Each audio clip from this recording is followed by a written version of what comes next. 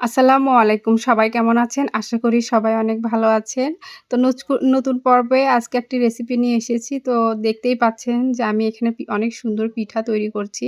তো এই পিঠা কিন্তু অনেক মজা খেতে। যে কেউ এই পিঠা বানিয়ে নিতে পারে, ঝাল, ঝাল পিঠা। তো অনায়াসে কিন্তু এটা বানানো যায়। তবে একটু কষ্ট হয় কিন্তু তারপরেও কিন্তু এই ধরনের পিঠা বানালে পরিবারের সবাই অনেক বেশি পছন্দ করে। আর এই পিঠাটা খেতে খুবই মজা।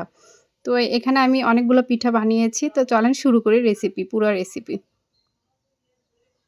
তো এখানে আমি পানি দিয়ে নিচ্ছি। এখানে ২ কাপের মতো পানি আছে। তো পানির মধ্যে ১ম এ হলুদের গুঁড়া আর মরিচের গুঁড়া দিয়ে নিলাম। দিয়ে এর সঙ্গে আমি ভালোভাবে মিশিয়ে নিচ্ছি। তো ১ম এ এটার জন্য আমি ডাল সিদ্ধ করব। এজন্য পানির ভেতরে একটু হলুদের গুঁড়া, মরিচের গুঁড়া আর লবণ দিয়ে নিচ্ছি।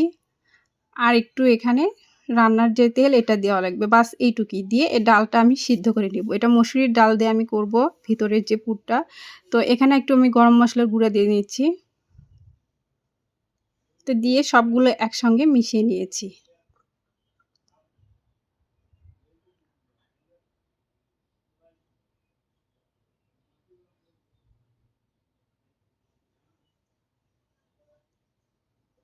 তো আমি এখানে এখন মসুরির ডাল এটা আমি ভিজিয়ে রেখেছিলাম ২ কাপের মতো। তো সেটা আমি এখন এর মধ্যে দিয়ে নিচ্ছি। তো ডালটা এমনভাবে সিদ্ধ করতে হবে যেন আস্তে, আস্তে থাকে আর ভিতরে যেন একটু শক্ত থাকে। কারণ ডালটা বেশি নরম হয়ে গেলে তখন আর পিঠার মধ্যে খেতে অত ভালো লাগে না। তো পানির পরিমাণ এইজন্য একটু কম করে দিবেন। ডালটা যেন একটু সিদ্ধ হয়ে যায় আর ঝরঝরে হয়। একদম ঝরঝরে ডাল হতে হবে। তো এটা দিয়ে আমি এর সঙ্গে মিশিয়ে এখন নাড়িয়ে নিতে হবে। এর মধ্যে আর কোনো কিছু দেওয়ার দরকার নেই। বাস এইটুকুই। তো এটা আমি ঢাকনা দিয়ে ঢেকে দিব। তো এভাবে উপর থেকে বলক আসতে পারে। তো দেখেন আমার পানিটা কিন্তু শুকিয়ে গেছে। আর ডালটা কিন্তু অনেকটা ঝরঝরা হয়েছে। তো বাস আরেকটু পানি আছে। আর কিছুক্ষণ এটা রান্না করলেই পানিটা শুকিয়ে যাবে।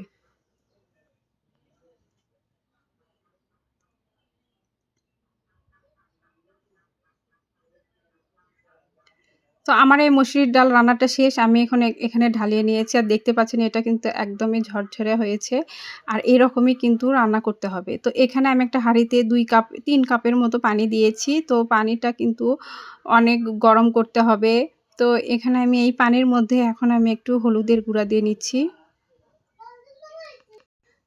আর এর মধ্যে একদম উঁচু করে ১ চামচেরও বেশি একটু আমি শুকনা মরিচের গুঁড়া দিয়ে নিলাম। যেহেতু একটু ঝাল, ঝাল করব এজন্য। তো এই পানির মধ্যেই কিন্তু আটাটা আমি সিদ্ধ করব, চালের আটা।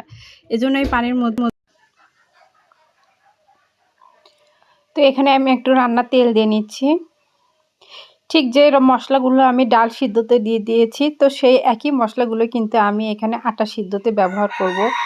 আর এই আটাটা কিন্তু আটার পানিটা কিন্তু খুব ভালোভাবে আপনার যখন বলক আসবে, কিছু সময় ধরে বলক উঠে আসার পরে তারপরে আপনার আটাটা সিদ্ধ করতে হবে।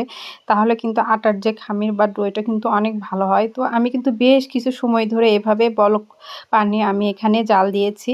তো এভাবেই কিন্তু করে এই আটাটা আমি এখানে দিয়ে নিব। তো আমি কিন্তু এই পানির মধ্যে আটাটা দিয়েছি। আর যদি শুকনা আটা হয়, চালের আটা হয় তাহলে কিন্তু এখানে পানির পরিমাণ একটু বেশি লাগে। আর যদি ভিজা আটা হয় তাহলে কিন্তু একটু কম পানি লাগে। তো আমার কিন্তু এই চালের আটার সিদ্ধটা হয়ে গেছে। তো আমি এভাবে একটা বড় পিঁড়ির উপরে এই সিদ্ধ আটা যেটা সেটা আমি ডোটা এখানে আমি খুব ভালো করে হাতের সাহায্যে এভাবে মে মেখে, মেখে একদম লম্বা করে দিচ্ছি। তাহলে কিন্তু পিঠাগুলো অনেক সুন্দর হবে।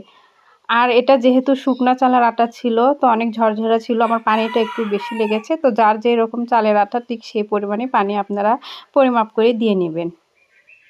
তো আমি কিন্তু অনেক সুন্দর করে এভাবে মথে নিয়েছি এই ডোটা। এখন আমি বেলনির সাহায্যে এখন বড় আকারে একটা রুটি বেলে নিব।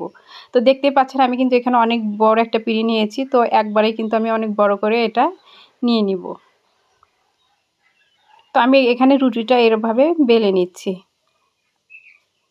তো আমি দেখেন বিশাল বড় একটা কিন্তু রুটি করেছি। তো এটা কিন্তু বেশি পাতলাও না আবার বেশি মোটা না। একদম আমরা যে বাসায় যে রুটিটা বানাই তার থেকে একটু মোটা করলেই হবে। তো এখানে আমি একটা সুন্দর একটা বড় মুখা দিয়ে ডোটা আমি কেটে, কেটে নিচ্ছি। তো এটা কিন্তু অনেক একটু বড় হয়েছে। তো আমি পিঠাগুলো একটু আকারে বড় করব। এজন্য এই মুখাটার পরিমাণ বড় নিয়েছি। সেজন্য আমার এই লেচিগুলো কিন্তু বড়, বড় হয়েছে।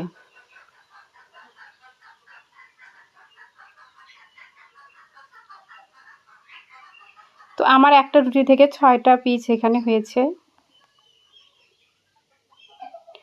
তো এখন আমি একটা লেচি নিয়েছি, নিয়ে এখন এর মধ্যে আমি এই ডালের পুরটা দিয়ে নিব। দিয়ে এভাবে এখন হাতের সাহায্যে পুরোটা আগে এরকম চেপে চেপে দিব। তো দেখতেই পাচ্ছেন এখানে কিভাবে আমি করছি। তো সবভাবে এই পাশ থেকে ওই পাশে সমানভাবে চাপ দেওয়ার পরে এদের হাতের সাহায্যে আমি এখানে একটা সুন্দর ডিজাইন করছি। তো এইভাবে কিন্তু হাত দিয়ে এরকম চেপে ধরলে এরকম এই মুড়িটা হয়ে যায়। তো আপনারা এটা দেখেই নিতে পারবেন, এখানে বলার কিছু নেই, দেখে এটা শেখানো যায়।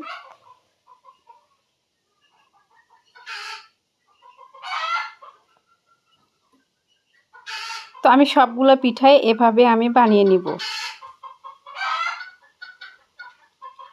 তো আমার সবগুলো পিঠা এখানে বানানো শেষ, আরও কিছু পিঠা আছে, তো সেগুলো আমি বানিয়ে নিব।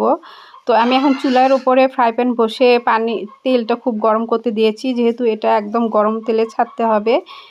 দেখতেই পাচ্ছেন তেলটা কিন্তু অনেক গরম, এখানে একদম হাই হিটে তেলটা গরম করে নিয়ে তারপরে এই পিঠাগুলো ছাড়তে হবে, তাহলে আপনি পিঠার মধ্যে কোনো তেল প্রবেশ করবে না, খুব সুন্দরভাবে এটা ভাজা যাবে।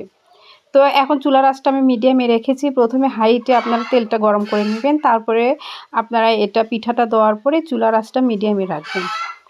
তো এখন আমি সুন্দর করে এপাশে ওপাশে এরকম উল্টিয়ে দিয়ে আমি পিঠাগুলো একটু কড়া করে ভেজে নিব।